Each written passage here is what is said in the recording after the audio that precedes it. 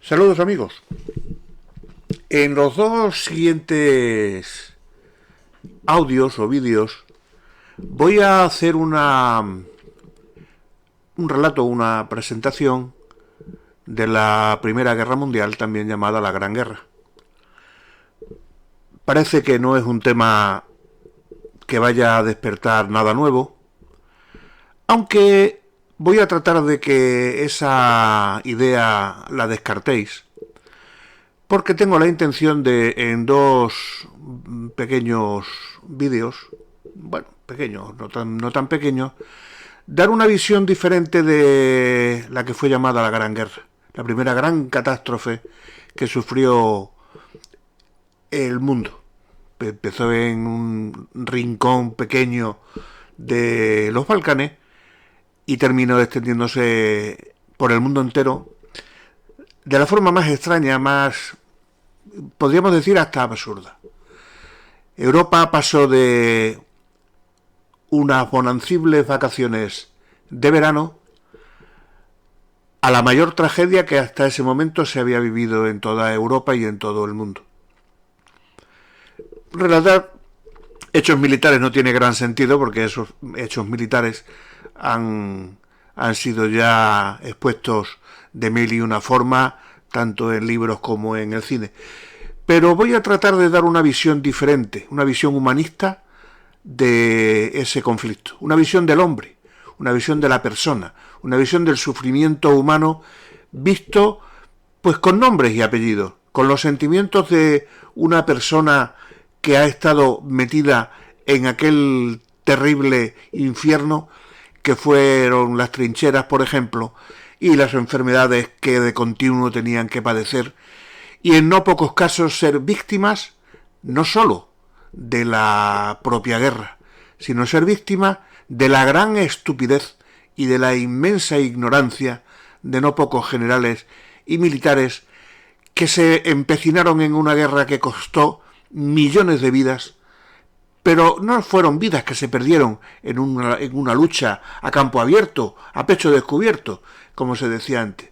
Se perdieron vidas de la forma más imbécil que se puede perder la vida, que es por la negligencia, la estupidez, el pundonor, el orgullo y la soberbia de no pocos generales. Tantas muertes provocaron los obuses y las balas, como las enfermedades o los propios aludes, el frío y la disentería, el hambre y la sed. Esta es la nueva visión que yo, o no sé si es nueva, no, la visión que yo pretendo daros de aquel primer gran conflicto, y por lo tanto no busquéis en ello hechos históricos ni hechos heroicos. La heroicidad está precisamente en la dureza de la vida de aquellos hombres anónimos jóvenes que vieron sus vidas truncadas por la tontería de hacer una guerra provocada por un pequeño incidente que ocurrió en un lejano país, en una esquina maldita, que nos llevó a todos los que en aquel momento participaron de la guerra a la más cruel de los sufrimientos. Espero que os guste, porque creo que es una visión interesante, nueva, de lo que fue aquella primera gran guerra. Una guerra que yo, en mi opinión, creo que fue incluso más cruel que la Segunda Guerra Mundial. La Segunda Guerra Mundial pudo ser mayor en dimensiones, pudo ser mayores incluso en muerte, pero yo creo que el sufrimiento que tuvo el soldado, el hombre, la persona, en aquellas trincheras de la Primera Guerra Mundial no ha sido igualado en ningún otro conflicto. En fin, como siempre os digo, si os gusta podéis compartirlo y suscribiros al canal Aula de la Historia si ello os apetece. Un saludo. Saludos, amigos. En alguna ocasión he manifestado que de los hechos de la historia que más me llenan, que más me impresionan, por decirlo de alguna manera, ha sido la Primera Guerra Mundial. Desde mi punto de vista tiene una connotación extraordinaria en el devenir del mundo y por ello me he aventurado a hacer un audio sobre ese acontecimiento, con una visión que trataré de huir de los hechos puramente militares y trataré de circunscribirme a hechos que conformaron el entorno en el que esa guerra se fraguó y se desarrolló. Voy a seguir como guión un libro de Álvaro Lozano, que se llama así, Primera Guerra Mundial, que me va a servir, bueno, pues un poco como índice de materia, y entre su ayuda y mis pobres aportaciones, pues trataré de trasladar un aspecto diferente de lo que fue la Primera Guerra Mundial, que, bueno, ineludiblemente en algún momento habrá que hacer mención a hechos militares. No hace mucho escribí una novela, por supuesto no he tenido la osadía de publicarla, pero sí la tenéis en mi página web, donde os la podéis descargar, en el que desarrollo una historia de amor en el ámbito de este acontecimiento bélico. Como podréis observar a lo largo del audio, que no sé si tendré que partir en varios, eso lo iré viendo a lo largo de la grabación, y que trataré de entrar y llevar a vuestro sentimiento todo lo que forjó y aquellos hechos que cambiaron la vida de millones y millones de personas y que dejó tras de sí no solo la estela de la muerte, que ya fue importante, sino la estela del enorme sufrimiento que aquellos muchachos de pocos años tuvieron que afrontar en una guerra que cada uno tiene su opinión de si estaba preparada o no estaba preparada. Bien, a lo largo del relato lo podremos ir desilvanando y viendo los hechos que se concatenaron para que, sin saber ni cómo ni por qué, el mundo entero se viera envuelto en lo que se dio en llamar la Primera Guerra Mundial, y otros la denominaron la Gran Guerra. La guerra es siempre una materia compleja como para escribir sobre ella de forma concisa. A grandes líneas es aburrido. Las unidades atacan o retroceden como flechas sobre un mapa de estrategas. Es en el detalle donde se encuentra la fascinación. ¿Qué pensaban los ciudadanos europeos cuando estalló el conflicto? ¿Qué sentían los soldados que tenían que salir de las trincheras para lanzarse al ataque? ¿Qué sentían los que debían disparar sus ametralladoras contra las filas de jóvenes que avanzaban hacia el frente? ¿Cómo se pudo abastecer a millones de soldados en el frente oriental con un transporte precario y un clima atroz?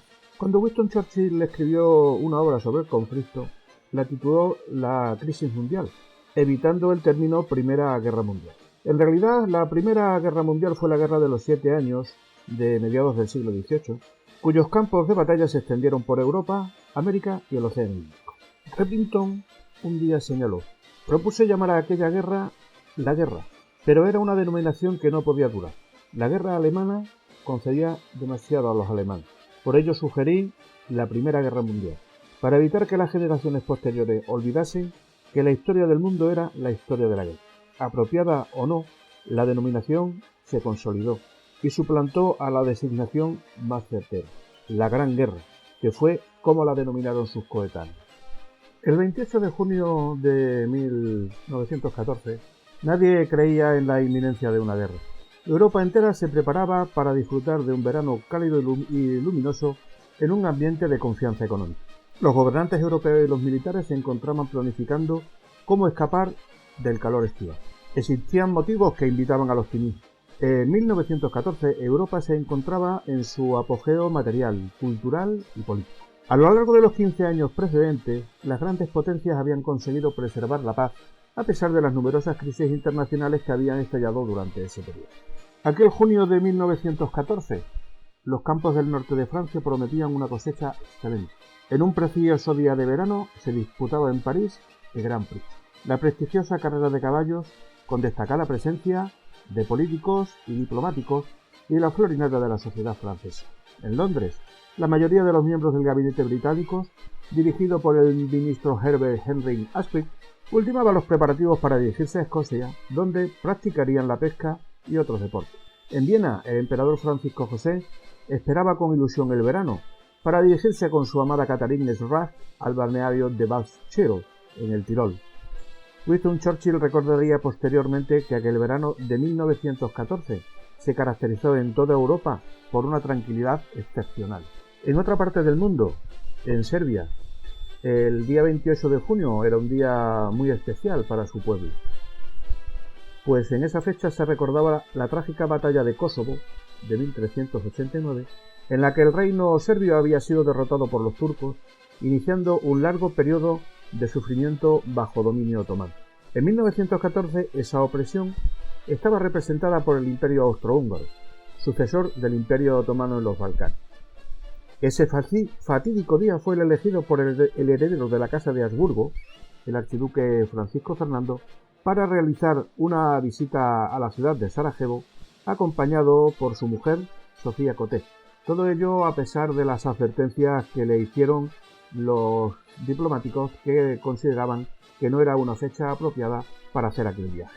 Y en efecto, para 7 jóvenes serbo-bosnios, aquella visita era una provocación y ofrecía una oportunidad única para llevar a cabo un atentado contra el heredero del odiado imperio. En Serbia se había formado sociedades ultranacionalistas, como la Mano Negra, cuyo objetivo era conseguir, con métodos terroristas, la anexión de Bosnia a Serbia. Las conexiones de la Mano Negra con el ejército y la administración serbias eran conocidas por casi todos los miembros del gobierno, y cuando el primer ministro serbio Nikola Pasic tuvo noticias indirectas de lo que se tramaba, se encontró ante un dilema de difícil solución. Si dejaba actuar a la Mano Negra y ésta atentaba con éxito, saldrían a relucir las numerosas conexiones que los terroristas serbios tenían con el gobierno, lo que llevaría sin duda a un conflicto con Austria-Hungría. Por el contrario, si avisaba directamente al gobierno austriaco, sus compatriotas lo considerarían un traidor y se convertiría en el siguiente objetivo de la organización terrorista. Finalmente, decidió avisar al gobierno de Viena en términos vagos, de forma que no se inculpase directamente a la Mano Negra. La advertencia, a través del representante serbio, no fue captada por su interlocutor austriaco. El 28 de junio, la pareja real llegó a Sarajevo. Una multitud esperaba a lo largo de la ruta, aunque no todos los presentes deseaban dar la bienvenida a la pareja. 7 terroristas se encontraban apostados también en el trayecto. Al paso de la comitiva, uno de ellos lanzó contra el vehículo una bomba que rebotó en la parte trasera y fue a parar al suelo. Francisco Fernando, tras el atentado, decidió proseguir el viaje, aunque modificando ligeramente el trayecto para poder visitar a los heridos en el atentado de la mañana y como medida prudente de seguridad, pues nadie los esperaba en la nueva ruta. Sin embargo, uno de los terroristas, Gavrilo Princip, se encontraba en la antigua ruta decepcionado por el fracaso del primer atentado. El conductor del archiduque giró para adentrarse en la calle que figuraba en la ruta original. El general que acompañaba al archiduque gritó al conductor para que rectificase, y este frenó justo delante de Princip. Pocas veces un error ha tenido unas consecuencias tan trágicas. Princip realizó 2 certeros disparos que alcanzaron mortalmente al archiduque y a su mujer, que se convirtieron en las 2 primeras víctimas de la Guerra Mundial. En la capital francesa, aquel 28 de junio todo se desarrollaba con absoluta normalidad. Pronto la noticia se extendió como un reguero de polvo. El heredero de la Casa de Habsburgo y su esposa acaban de ser asesinados en Sarajevo. Sin embargo, tras la fuerte conmoción inicial, el público recobró su interés por la carrera y el presidente Poincaré permanecía allí hasta el ver el final. Al cabo de unas horas, París recuperaba la normalidad. En el Mar del Norte, el Kaiser alemán Guillermo II se encontraba disputando una regata a bordo de su yate Meteor. En tierra, el jefe de su gabinete naval, el almirante von Müller, había recibido un mensaje codificado del cónsul general alemán en Sarajevo, donde describía el asesinato.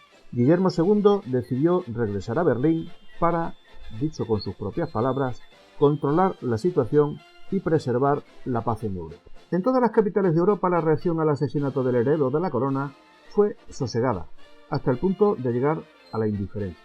La mayoría de los europeos nunca habían oído hablar del archiduque y ni siquiera podían situar la ciudad de Sarajevo en un mapa.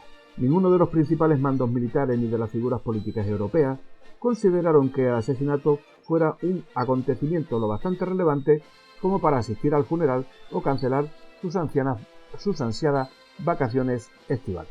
El asesinato del archiduque Francisco Fernando en la ciudad de Sarajevo, como hemos dicho, provocó una reacción diplomática en las cancillerías europeas. Esa intensa actividad diplomática, que terminó en el estallido de la Guerra Mundial, es conocida como la Crisis de Julio.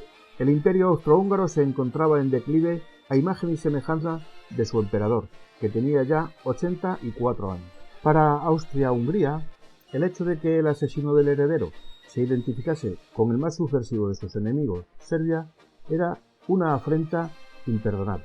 Antes de iniciar una guerra contra Serbia, no obstante, era preciso conocer la postura del gobierno alemán y, por supuesto, la del gobierno húngaro. El 2 de julio se conocía que los autores del atentado habían estado en contacto con los servicios secretos serbios. Los militares austríacos solicitaron que se declarase la guerra de inmediato, pero era necesario contar con la eventualidad de que Rusia no abandonase a Serbia, y por ello era fundamental conocer la posición de Alemania.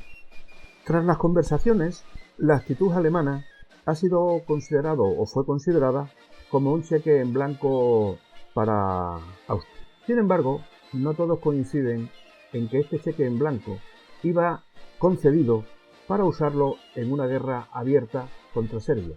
Según opinión de algunos historiadores, este cheque en blanco que se daba era para acciones de tipo policial, es decir, no estaba, al parecer, y según esas fuentes, determinado para iniciar una guerra. A los alemanes no se les escapaba que, siendo Serbia una aliada estratégica de Rusia, esta no tardaría en salir en auxilio de su socio si era atacada de forma palmaria. Si Austria se hubiese lanzado a la acción sin retraso y sin buscar la ayuda alemana, es muy posible que los serbios se hubiesen encontrado aislados. Fue la tardanza en la actuación austríaca la que transformó una crisis local en una europea. Sin embargo, al dejar pasar el tiempo, Rusia afirmó sin ambajes que acudiría en defensa de Serbia como todo el mundo esperaba. El 23 de julio, Austria enviaba a Serbia una lista de demandas que eran inaceptables, pues, entre otras cosas, solicitaba que oficiales austriacos investigasen la conexión de los servicios secretos serbios con el atentado. Se daba a Serbia 48 horas para que respondiese al ultimátum. Los colaboradores del Kaiser concluyeron que un rechazo supondría prácticamente la guerra. La respuesta final de Serbia fue una obra maestra de diplomacia. Al aceptar gran parte de las demandas, los serbios mostraban a sus adversarios como poco razonables, en particular si Austria-Hungría decidía recurrir a la fuerza para obtener. El gobierno serbio aceptó con matices casi todos los puntos del ultimátum, salvo el referente a la intervención de fuerzas austriacas en la investigación, lo que habría supuesto renunciar al derecho de soberanía. La respuesta de los serbios dejó a los políticos en Viena con la sensación de haber sido arrinconados. Se apoderó de ellos la sensación de que no quedaba más alternativa que la guerra. Si debemos caer, dijo el emperador Francisco José, hagámoslo con decencia. Como era de esperar, Serbia solicitó ayuda a Rusia, la cual se la prestó comunicando a Austria que si iniciaba un ataque sobre Serbia, se vería obligada a responder a la agresión. Austria ordenó la movilización parcial contra los serbios el 28 de julio, convencido de que la postura alemana detendría la respuesta. Alemania, por su parte, no quería precipitaciones que pudieran hacerla aparecer como agresora, pues confiaba en conservar la neutralidad de los ingleses. Mientras los políticos alemanes querían actuar con cautela, los militares alemanes eran inclinados a decretar la movilización inmediata, cuando menos parcial, para que su plan militar tuviera posibilidades de éxito. A partir de ese momento, los acontecimientos militares se sucedieron, incidiendo en la diplomacia. La maquinaria bélica se había puesto en marcha. Serbia movilizó a su ejército. Rusia llamó a los reservistas y el entusiasmo popular se desató en Viena ante el anuncio del gobierno austriaco de que se había rechazado el documento serbio. Exactamente lo mismo que ocurrió en Berlín. Todo comenzó a marchar. El 31 de julio, Rusia había decretado la movilización total de sus soldados. y el 1 de agosto Alemania hacía lo propio. A la vista del cariz que adoptaban los acontecimientos, el canciller Bethmann Howell, el que propuso el ataque y la movilización del ejército alemán, le propuso al caerse su renuncia. Este le dijo: no, tú has cocinado esta bazofia, ahora te la vas a comer. Resulta difícil encontrar una guerra en la historia que pueda ser calificada como accidental o involuntaria.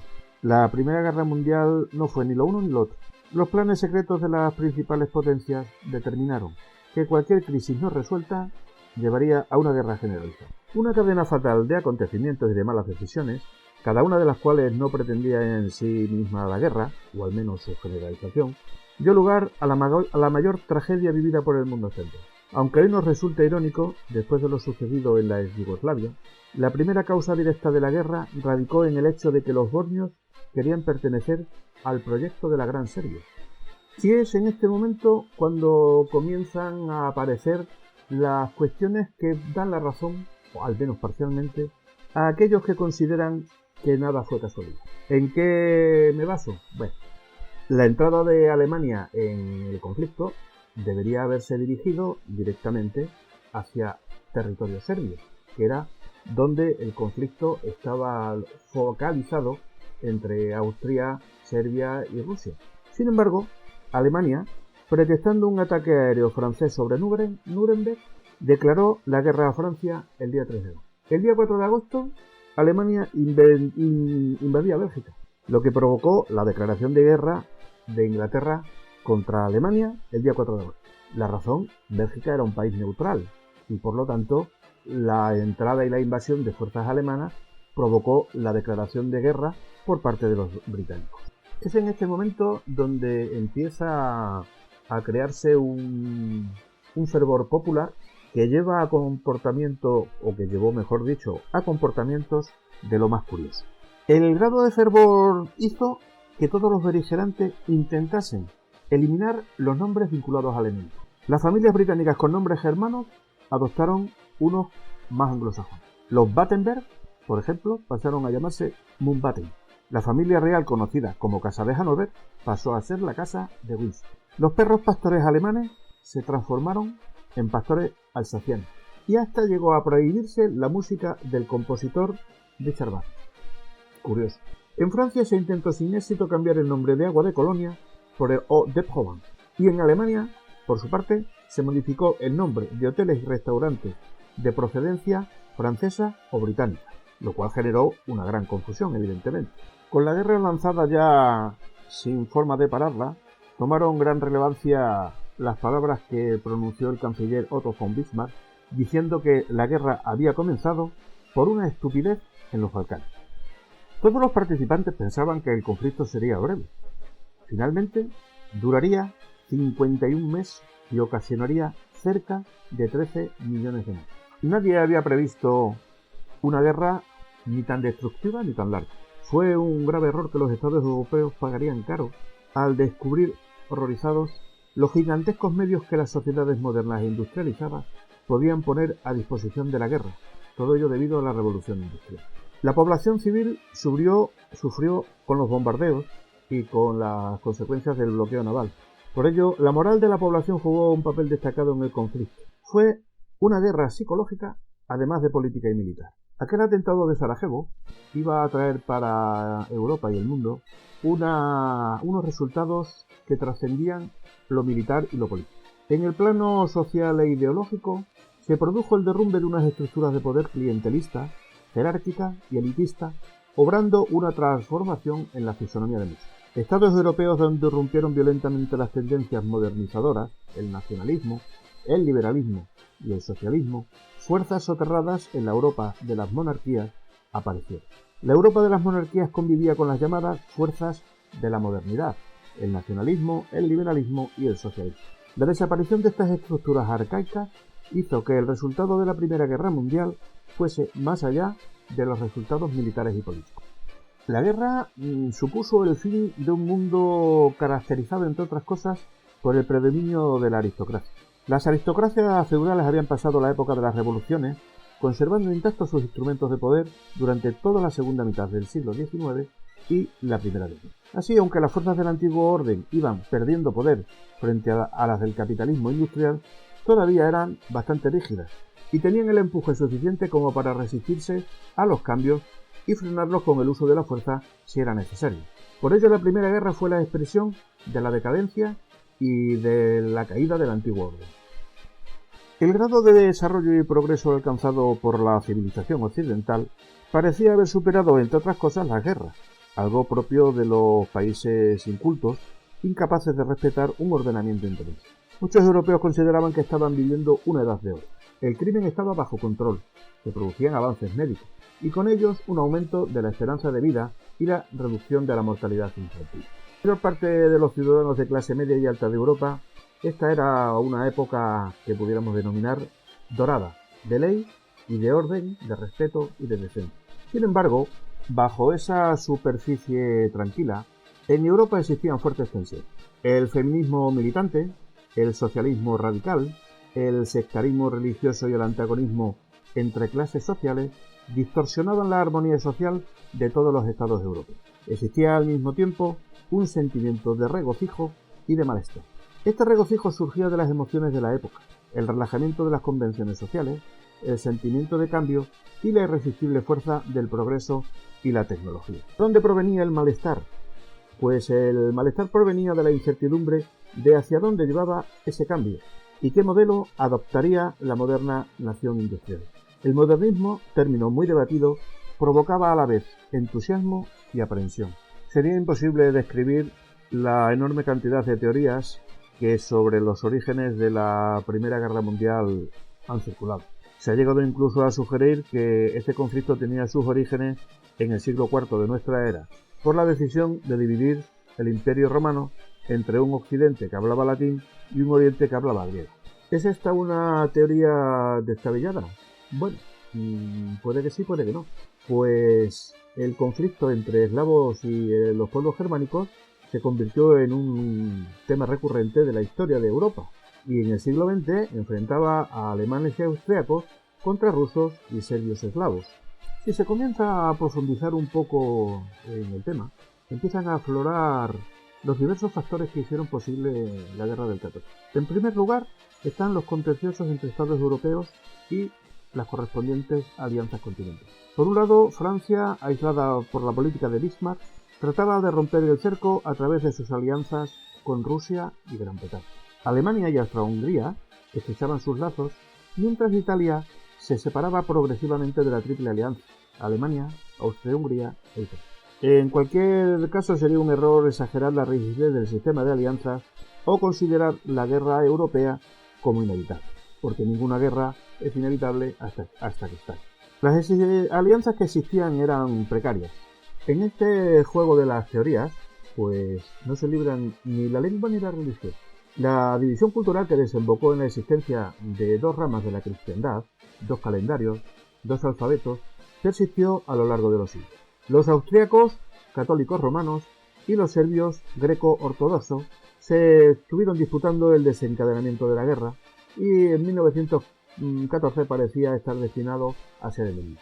Aquellos dos disparos de la esquina en Sarajevo ya vemos que ha desencadenado muchas cuestiones, incluidas las religiosas, pero desencadenó también otra nueva, que fue la cuestión colonial. Las crisis marroquíes enconaba el enfrentamiento, pues dejaba un fuerte sentimiento de envidia imperialista en Alemania, mientras Rusia y Francia saldaban sus conflictos coloniales con Gran Bretaña. Afganistán, Persia y África, respectivamente, eran parte del juego. Existían las históricas reivindicaciones francesas sobre Alsacia y Lorena y el conflicto de Austria con sus vecinos del sur, principalmente con Serbia y Rusia por la expansión de los Balcanes, mientras alemanes y austriacos apoyaban el vacilante Imperio Otomano en su intento de mantenerse íntegro. Por otro lado se encontraba la competencia naval germánico-británica que envenenaba las relaciones anglo-alemanas. Como vamos viendo con el desarrollo, todo estaba como bastante maduro para que ese conflicto se desatara. Quizás solo se estaba buscando la oportunidad, el hecho, por niño que fuera, para desencadenar esa guerra que ya estaba latente en todos y cada uno de los países principales de Europa. Y llegó Princes, disparó la pistola y fue el argumento suficiente para que lo que estaba soterrado saliera a la luz. La guerra debió su extensión y su carácter de guerra generalizada al hecho de que en ella convergieron tres conflictos muy definidos. Un conflicto franco-alemán, latente desde 1871, la conocida como Guerra Franco-Alemana, un conflicto anglo-alemán basado en la competencia económica, en la colonial y sobre todo en lo naval, y un conflicto austro-ruso debido a la competencia hegemónica en el área. ¿Qué país fue el culpable? Bueno, aunque no existe consenso sobre esto, hoy resulta imposible concluir que todos tuvieron la culpa. Es un poco aquel dicho tan español de que entre todos la mataron y ella sola se quedó. Alemania por aquel cheque en blanco que dio a Austria-Hungría, los rusos por su movilización en ayuda del gobierno serbio, cuya complicidad en el asesinato de Sarajevo resultaba bastante evidente, los británicos porque perdieron una oportunidad única de enviar a Alemania un mensaje que aclarara que no permanecerían cruzados de brazos mientras Alemania atacaba a Francia. Francia, que fue tal vez la menos culpable por su insistencia en que los rusos se movilizaran cuanto antes. ¿Y qué hacía la población? Pues la población, ignorando lo que les deparaba el destino, los soldados de las principales capitales europeas se alegraban de poder participar en aquella guerra que era ansiada y liberadora. Hay que recordar las palabras del escritor Thomas Mann, que decía que se sentía cansado y enfermo de la paz. Sigmund Freud comentó: «Toda mi libido está con Austria-Hungría». Las multitudes cantaban canciones patrióticas y los reservistas acudían en masa a sus cuarteles, las bandas tocaban y las mujeres arrojaban flores al paso de los soldados. Los soldados partían esperanzados, escribiendo en los vagones de los trenes a París, a Berlín. La juventud recibió con entusiasmo aquella guerra liberadora. Los jóvenes vivían preocupados porque la guerra pudiera finalizar antes de que ellos participaran, ya que existía la creencia generalizada de que la guerra sería breve. Los primeros en expresar estos sentimientos fueron los jóvenes cultos, los universitarios. Jóvenes hubo que falsificaron sus documentos para simular una edad superior a la que realmente tenía para poder alistarse en los convoyes que les llevaban directamente a la muerte y a la desesperación. Nadie podía imaginar cómo iba a finalizar aquella alegre tragedia. Los mayores eran mucho menos entusiastas, pues recordaban la guerra franco-prusiana del 70, la guerra de los Bóers del 89 y la guerra ruso-japonesa del año 1904. La reacción en las ciudades fue más entusiasta que en el campo, donde se temía por las cosechas y por la destrucción que causarían las tropas. Incluso en las ciudades el entusiasmo inicial no fue universal y no sobreviviría al primer otoño. Existe otro aspecto del entusiasmo de la juventud hacia aquella guerra que ellos creían que pondría fin a todas las guerras. Al marchar la guerra, los soldados en aquel año de 1914 hallaban en ella un ideal de recambio que en cierta manera sustituía las aspiraciones revolucionarias. Así ocurría con los menos favorecidos, que recluidos en el gueto de la sociedad se reintegraban a ella gracias a la guerra, pero por ello mismo se desmovilizaban en el plano revolucionario. La guerra en realidad fue hija de una larga evolución. Su origen, según algunos, se encuentra ligado a la Revolución Francesa. Entonces se creó la nación en armas, el servicio militar universal y las guerras nacionales. Simultáneamente se generó el nacionalismo agresivo, propagando el odio destructor derivado de esas pasiones por toda Europa. El estallido de la Primera Guerra Mundial mostró la violencia que se había generado en el viejo mundo. El mundo que saldría de la guerra no tendría nada que ver con el anterior. Cayeron imperios y monarquías. El movimiento obrero alcanzó cimas de poder por medios revolucionarios y marcó el comienzo de la decadencia europea. La devastadora pérdida demográfica, la interrupción del comercio internacional, la destrucción del tejido industrial europeo, la quiebra del sistema monetario basado en el patrón oro y la inflación resultante de la financiación del esfuerzo de guerra fueron algunos de los factores más destacados de la ruina económica que se cernió sobre Europa.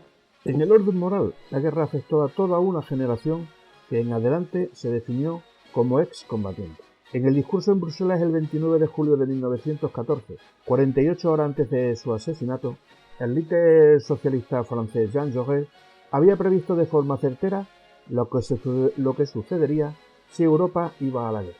Dijo: «Cuando el tifus termine el trabajo que comenzaron las balas, Los hombres desilusionados se volverán contra sus líderes y exigirán una explicación por todos esos canales.